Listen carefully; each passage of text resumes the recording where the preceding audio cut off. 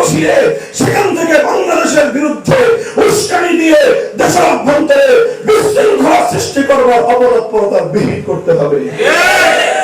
এই সকল বিষয়গুলি যদি করা সম্ভব না হয় তাহলে বাংলাদেশের পশ্চিমকালেও সত্যিকার অর্থে وعد الله الذين آمنوا منكم وعملوا الصالحات ليستخلفنهم في الأرض صدق الله العظيم। বাংলাদেশ খেলাফত মজলিস ঢাকা মহানগরী শাখা কর্তৃক আয়োজিত আজকের এই কর্মী সম্মেলনে উপস্থিত স্নেহাস্পদ সভাপতি, উপস্থিত বাংলাদেশ খেলাফত মজলিসের কেন্দ্রীয় ও মহানগরী নেতৃবৃন্দ, ঢাকা মহানগরের বিভিন্ন শাখা এবং উপশাখা থেকে সমবেত আমার প্রাণপ্রিয় কর্মী ভাইয়েরা, আমি সর্বপ্রথম আজকের এই কর্মী সম্মেলনে সংগঠনের ঢাকা মহানগরীর উত্তর দক্ষিণ উভয় শাখা এবং তার দায়িত্বশীলদেরকে আন্তরিক শুকরিয়া জ্ঞাপন করছি যে তারা একটি কাঙ্ক্ষিত মানের সংগঠন গড়ে তুলবার পদক্ষেপ হিসাবে আজকে রাজধানীর এই ডিপ্লোমা ইঞ্জিনিয়ার্স ইনস্টিটিউট মিলনায়তনে ঢাকা মহানগরীর সকল কর্মীদেরকে একত্রিত করেছে এবং কর্মী সম্মেলন আজ বাস্তবায়িত হয়েছে।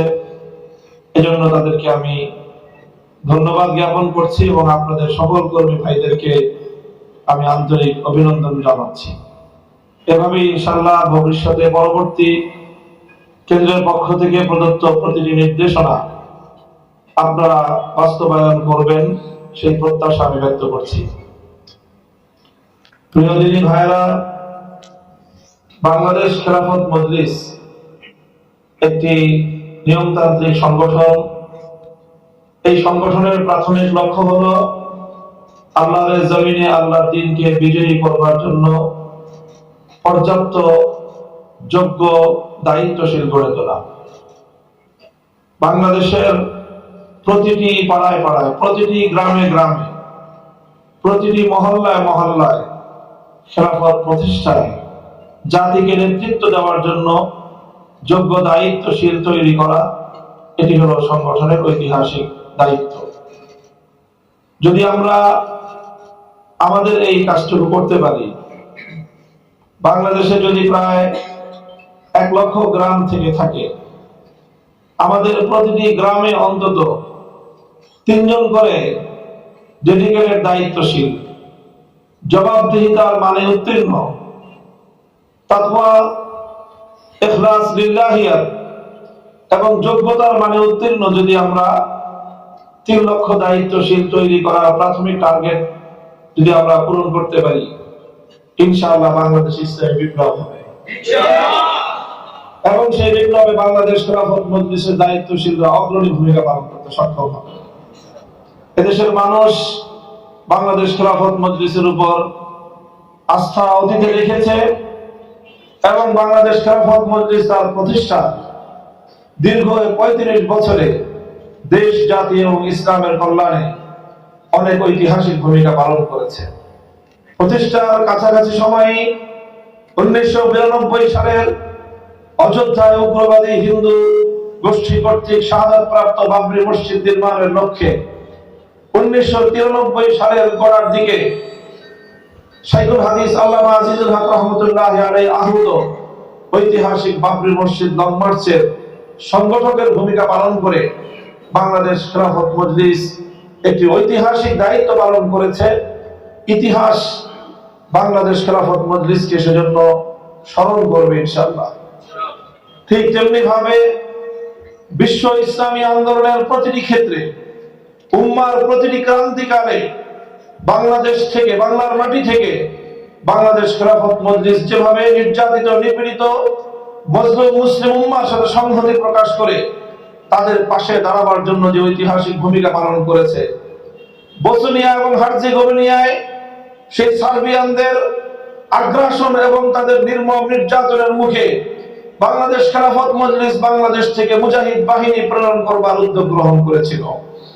এমনি ভাবে কাশ্মীরের মুসলমান, ফিলিস্তিনের মুসলমান, আরাকানের মুসলমান, যেখানে মুসলমানের উপর আগ্রাসী শক্তি নির্যাতন চালিয়েছে, বাংলাদেশ খেলাফত মজলিস সেই নিপীড়িত মুসলমানদের অধিকার আদায়ের জন্য সোচ্চার হয়েছে, তাদেরকে আশ্রয় এবং প্রশ্রয় দেওয়ার জন্য তারা বাংলাদেশ খেলাফত মজলিস ঐতিহাসিক ভূমিকা পালন করেছে। আমি আশা করব যে আমাদের নেতা কর্মী ভাইয়েরা আগামী দিনেও বিশ্ব মুসলিম উম্মার প্রতি তাদের এই সহমর্মিতা এবং এই দায়িত্ববোধ উজ্জীবিত রাখবেন এবং সারা পৃথিবীর যেখানেই মুসলমানরা জেগে উঠবে, প্রতিটি জাগরণের সঙ্গে বাংলাদেশের মুসলমানরাও সংহতি প্রকাশ করবে, সেই জাগরণে আমরা অংশগ্রহণ করব।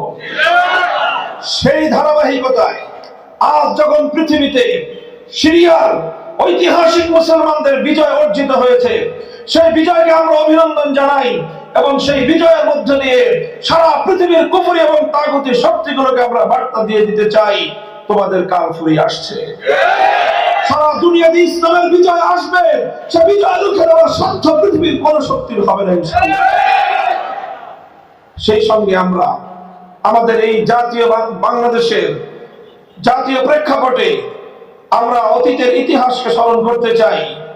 প্রতিটি আন্দোলন সংগ্রামে দেশের জন্য, দেশের মানুষের জন্য, দেশের মানচিত্রের জন্য বাংলাদেশ খেলাফত মজলিস সর্বদাই সোচ্চার এবং বলিষ্ঠ ভূমিকা পালন করেছে।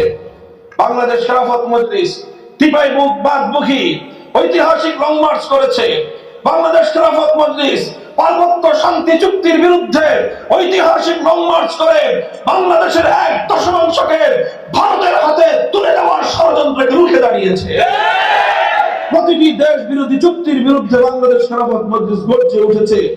বাংলাদেশ খেলাফত মজলিসের প্রয়াত সকল দায়িত্বশীল, মরহুম সকল দায়িত্বশীল বৃন্দ, শাইখুল হাদিস আল্লামা আজিজুল হক, প্রিন্সিপাল আল্লামা হাবিবুর রহমান রহমতুল্লাহ আলাইহি, আল্লামা শাইখুল হাদিস আশরাফ আলী রহমতুল্লাহ আলাইহি, প্রাক্তন এমপি আল্লামা ওবায়দুল হক রহমতুল্লাহ আলাইহি, মরহুম হযরত মাওলানা নিজামউদ্দিন রহমতুল্লাহ আলাইহি সহ বাংলাদেশ খেলাফত মজলিসের প্রাক্তন এই সকল মহান দায়িত্বশীল বৃন্দ, তারা যে পথে বাংলাদেশ খেলাফত মজলিসকে পরিচালিত করেছেন, আমরা সে ধারা অব্যাহত রাখবো, লড়াই করব, সংগ্রাম করব, প্রয়োজনে আমরা জেল জুলুম বরদাস্ত করব, কিন্তু কখনোই জালিমের সামনে মাথা নত করব না, অন্যায়ের সাথে আপোষের চড়াই পথে আমরা হাঁটবো না।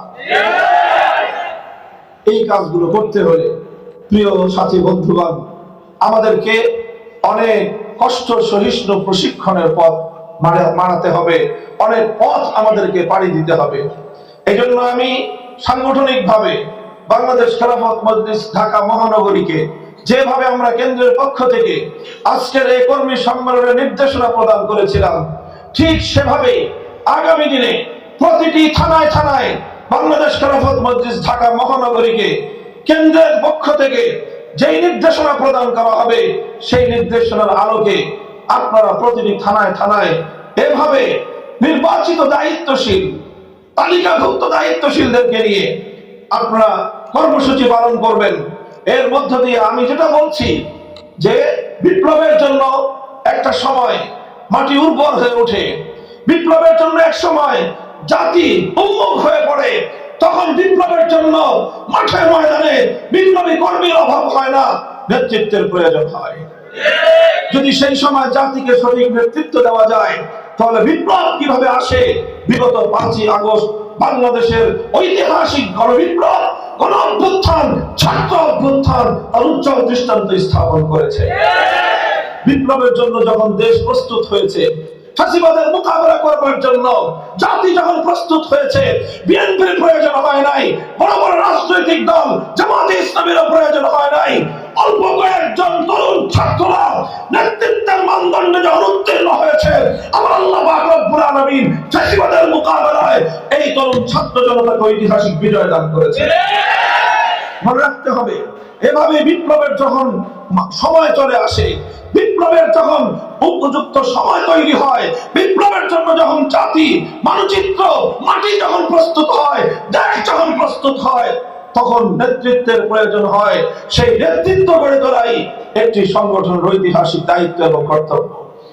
কাজেই আমরা বাংলাদেশ খেলাফত মজলিসের প্রাথমিক টার্গেট বললাম, আমাদেরকে গোটা বাংলাদেশের প্রতিটি পাড়ায়, প্রতিটি মহল্লায়, প্রতিটি গ্রামে প্রশিক্ষিত কর্মী বাহিনী, নেতৃত্বের বাহিনী, দায়িত্বশীল গড়ে তুলতে হবে।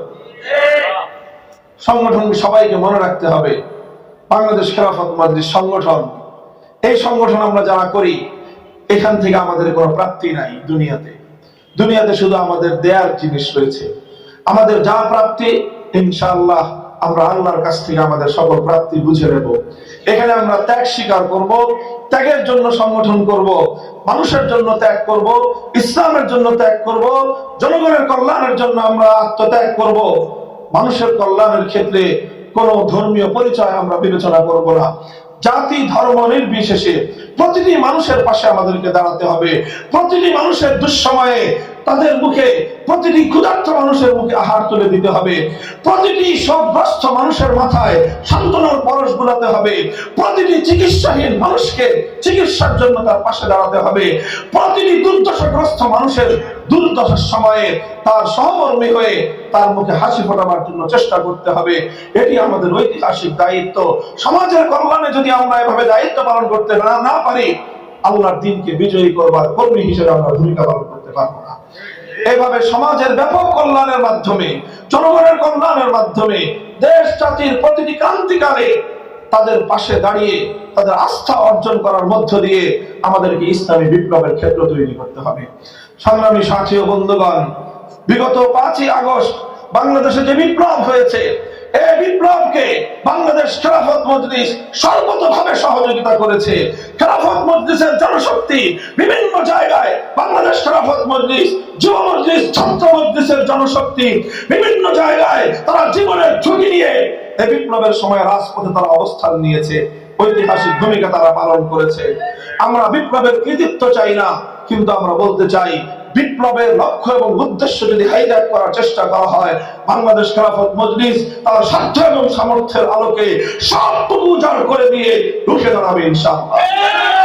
এই বিপ্লব সংগঠিত হয়েছে বাংলাদেশ থেকে ফ্যাসিবাদের শেকড় শুদ্ধ উপড়ে ফেলবার জন্য। এই বিপ্লব সংগঠিত হয়েছে বৈষম্যহীন একটি বাংলাদেশ গড়বার জন্য। কাজেই শুধুমাত্র শাসকের চেহারার পরিবর্তন আমরা দেখতে চাই না, শুধুমাত্র শাসক দলের শুধুমাত্র আমরা নাম পরিবর্তন দেখতে চাই না। আমরা গুণগত বাংলাদেশের নেতৃত্বের পরিবর্তনের জন্য যা করতে হয়, যারা সেই কাজ করবে, বাংলাদেশ খেলাফত মজলিস তাদের সঙ্গে কাঁধে কাঁধ মিলিয়ে রাজপথে ভূমিকা পালন করে যাবে। বৈষম্য বিরোধী ছাত্র আন্দোলনের নেতৃত্বকে আমরা আশ্বস্ত করতে চাই, তোমরা ভয় পাবে না। তোমাদের পাশে দেশের তাওহীদি জনতা রয়েছে, তোমাদের পাশে দেশের ইসলামী নেতৃত্ব রয়েছে, তোমাদের পাশে বাংলাদেশ খেলাফত মজলিস রয়েছে।